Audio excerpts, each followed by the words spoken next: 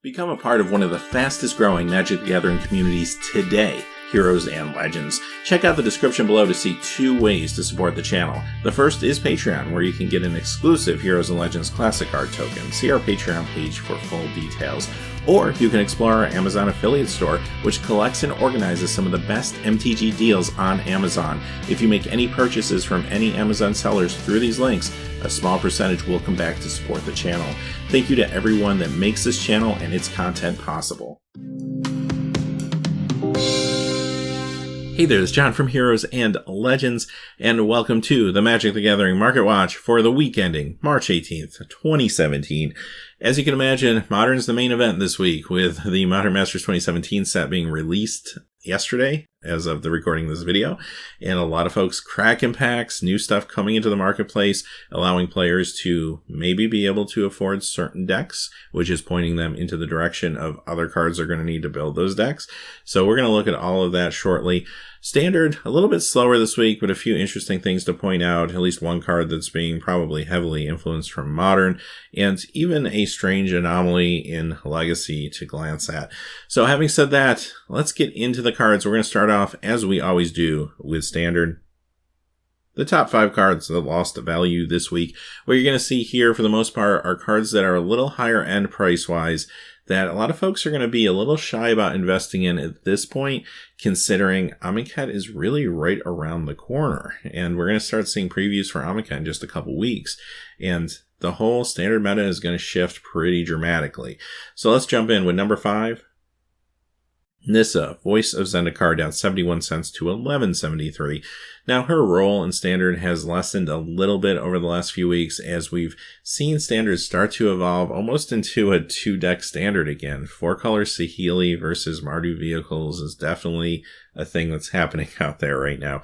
But aside from that, again, when you're looking at cards that are over $10, and then especially with some of these cards we're going to see in a few moments once we get to the $20 to $40 range, they're going to be very soft right now because players aren't going to want to invest in something that's a little more expensive that could become obsolete when Amonkhet comes out. Coming in number 4, Liliana the Last Hope, down 71 cents to 35.68. Perfect example. Nobody's going to want to spend $35 to $40 right now on Lily, considering the meta is about to change. No matter what happens or how much play she's seeing, she's just going to be a soft card at this point. Now, I will point this out since we're talking about Lily. She is from Eldritch Moon. It's a set that did not have any Masterpiece cards attached to it. It was a set that showed up in the middle of the summer of sets. So a lot of this, unfortunately, compared to other sets, didn't get opened at the same frequency, which does mean that some of the cards will do a better job of holding value than a lot of Modern era cards. And she's probably the crown jewel of that set. Definitely one to watch in the future. Coming in number 3 is Torrential Gearhulk, down 87 cents this week to 19.07. Not a huge drop, but I talked about this card quite a bit last week. Blue-White Flash was incredibly popular in the last meta, and it's still seeing play in this meta by all means, but a lot of packs have been opened since then and are continuing to be opened in drafts and such. So I'm a little surprised this card isn't lower than it is right now. This will keep going down. Coming in number 2, Gideon, Ally of Zendikar, down $1.20 to 23.13. Gideon, of course, sees tons of play. Will Gideon still see play in Amonkhet? Probably. Card's that good. But again, people are going to shy away from this right now. It's over $20 at this point. They're going to wait and see. Coming in at number 1 is Virtuous Gearhulk, down $1.48 to 17.64.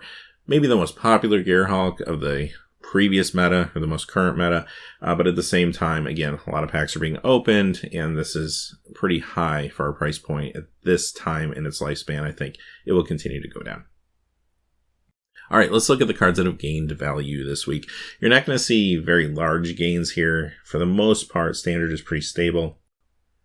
Coming in number 5 is Collective Brutality, up 15 cents to 9.20. Now, it's a small increase, but this is really probably more so being driven by Modern than Standard, even though this, yes, can see Standard play. But the Death Shadow deck is very, very popular, and different variants of that deck are very popular in Modern, and they run this. Coming in number 4, Paradox Engine, up 21 cents to 9.22. Again, a very small increase. For the most part, this is a card that's going to show up in Commander more than anything right now, and I think that's what's driving the value.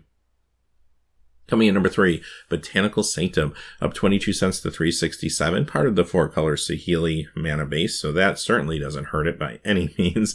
And you know what? Fast lands, if you don't have your play sets of them, pick them up, I think. They're all pretty affordable still at this point. Some a little more expensive than others, but they're all cards that potentially could see at least a little bit of limited Modern play, if not right now, in the future. And a lot of them already are seeing some Modern play. Coming in at number 2 is Walking Ballista, up 45 cents to 12.55. This card is a rare, not a mythic, mind you, a rare in a time period where the meta is about to change and it's still going up in value, and it's a $12, $13 card right now. That's a little unusual, but it just speaks to the strength and the confidence in the power of this card. Coming in at number 1, Chandra, Torch of Defiance, up 53 cents to 20.64. A card that is a slow start in Standard when it first came out, but people are starting to appreciate it now. It's in 4-color Saheeli builds, it's in some of these Mardu builds, so it is seeing play in Standard pretty aggressively right now, not to mention the play it has already seen and continues to see in Modern and decks like Jund. Alright, speaking of Modern, let's talk about the cards that lost value this week in this format. So you're going to see a couple things here. First off, as you can imagine, cards that were reprinted in Modern Masters 2017, you'll see some of these on the list. You're also going to see some cards that recently spiked that are snapping back a little bit now. I do want to say you won't see any Modern Masters 2017 prices on these lists today because they are just too turbulent at this point.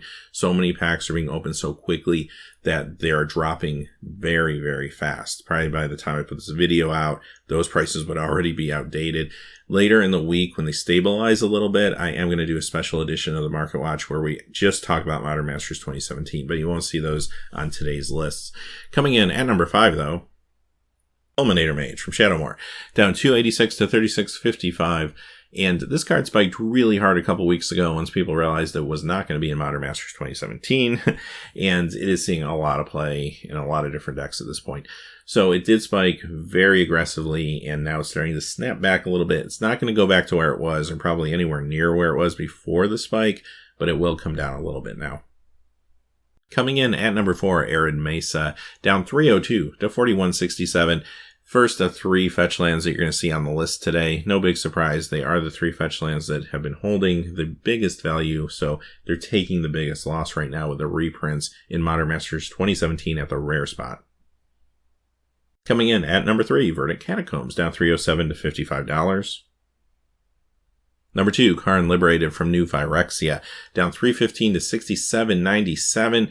Karn had a huge increase over actually a period of time about a month ago, and that increase, even though, yes, he's snapping back a little bit, is going to, for the most part, hold because of this card's popularity in Tron decks, Eldrazi Tron decks, that are out there in the meta right now. And coming in at number 1, maybe no surprise, Scalding Tarn, down 372 to $62.93. And I'll be honest with you, these fetch lands, and actually a lot of the cards, especially things printed at rare in Modern Masters 2017, they are dropping so fast and aggressively that you could probably find these fetch lands much cheaper. Obviously, if you want to get a Modern Masters 2017 version, you can get a cheaper version of the card there. Or else if you wanted the Zendikar version for whatever reason, you can probably find them cheaper than the prices you're seeing here, just because a lot of sellers are trying to just liquidate right now. And if you go to big marketplaces, especially with competition like Amazon or eBay or TCG Player, for example, you could find better deals than you're seeing here for sure. All right, let's look at the Modern cards that gained value this week. And as you can imagine, you're going to see a number of cards here that were not reprinted in Modern Masters 2017. Coming in at number 5 is Noble Hierarch from Modern Masters 2015, up $3.15 to $64.82. Now, this is a card, I feel a little greedy saying this, but this really hurt in a lot of ways that it was not in Modern Masters 2017. Now, we got so many amazing things in that set. I really can't ask for anything more. Wizards did an amazing job. But this is a card that players will not be able to get into at least a number of archetypes due to the fact that this card was not reprinted, and it really needs a reprint. Its value is going to continue to increase. It sees a ton of play in Modern, Legacy, as well as Vintage, and maybe we'll see it in Eternal Masters or so in a year, but regardless, until we see it again, this will continue to climb. Coming in number 4, Leyline of Sanctity, up $4.25 to $19.99. This is the Magic 2011 version. Of course, this is very popular right now because it does guard against some of those discard spells that are very popular in Modern currently, like Thoughtseize and Inquisition and so on. It's also good against Burn, but right now this is being driven because of those discard spells. Coming in number 3 is Chalice of the Void from the first Modern Masters, up $4.69 to $67.99. This one catching up to its meriting counterpart. Both cards spiked pretty hard over the course of the last month or so. Really started before the 2 big Modern GPs, and then it continued to happen again, and even more so once we found out it was being reprinted in Modern Masters 2017. So again, without a reprint, these cards will continue to go up. I really don't see them passing the $70 threshold, at least at this point. 70 seems to be a cap for a lot of cards, especially sideboard cards in Modern currently. But given time, it could go beyond that. Coming in at number 2 is Pact of Negation. Both versions are here today. Future Sight up $3.21 to $33. Modern Masters, the original version, up $6.78 to $34.99. And this is a card that is seeing play in a few different decks. The main one right now is Ad Nauseam, and I do think this is another card that is seeing a nice little spike due to the fact that it wasn't reprinted. It will probably stabilize pretty soon, though. It's not seeing as much play as some of the other cards on the list. And number 1, Street Wraith. Both versions. Modern Masters version up $5.22 to $8.09, with the Future Sight version up $7.14 to $9.99. This is a card that has been really undervalued for a while now. Now, part of the reason is because of availability. The fact that it was an uncommon in Future Sight, it got reprinted as a common in the first Modern Masters, made it so that there were a lot of them in the marketplace for a while. But right now, with the Death Shadows decks doing so well in Modern and being so popular, this card's finally seeing its spike. This will snap back over the next few weeks. In fact, it's already started to come down a little bit in the last 24 hours or so, but it's not going to go back down to as low as it was prior to the spike. All right, let's move on to Legacy. A couple interesting things in Legacy to point out this week, and mostly the usual suspects are here as well. But let's jump in with the cards that lost value. Coming in at number 5, Old Man of the Sea from Arabian Nights, down $5.18 to $70.19. Now, Arabian Nights cards have been really hot right now. I think this is just kind of a weird blip on the radar. Maybe there was a low sale for this card this week, but I think this is a card that will slowly, if not quickly, tick up because we've been seeing that with a lot of these cards recently. Picking this up for $50, $70, if you can find it at that price, I don't think is a horrible idea because I do think this will increase in value over time. Arabian Nights has just been really hot right now. Coming in at number 4, Colossus of Sardia, down $7.20 to $16.50 this week. This is the Antiquities version. This is the only card on both of these lists today that is not a reserve list card. As a matter of fact, this card has been reprinted. You can find cheaper copies of it. It spiked a week or two ago, and it just missed our countdown. It came in at like number 6 or something like that. And it was a very unusual spike for a card like this, I would say, but it looks like it's just snapping back now. Coming in number 3, Plateau from Unlimited, down $8.11 to $152.10. Number 2, Bayou Unlimited, down $25.40 to $220.60. And coming in at number 1, Unlimited Volcanic Island, down $36.45 to $375. All right, let's look at what gained value this week, and there's at least one interesting card to point out. Coming in at number 5, Tropical Island from Unlimited, up $8.35 to $316.30. Number 4, Chains of Mistopheles, has a small increase of $8.37 to $381.37. Coming in at number 3, Unlimited Badlands, up $11.06 to $176. Now, this one has been going up consistently every week for a little while now. I think it's because it's basically the most affordable, or one of the most affordable dual lands at this point. So it's starting to creep up and get a little bit closer to the others anyway. And coming in at number 2, this was the one I was alluding to, City of Shadows, up $26.70 to $40.55. This is from the Dark. It is a reserve list card. It's actually a good Commander card. I have seen this played in Commander, but this is due to, it appears anyway, a buyout.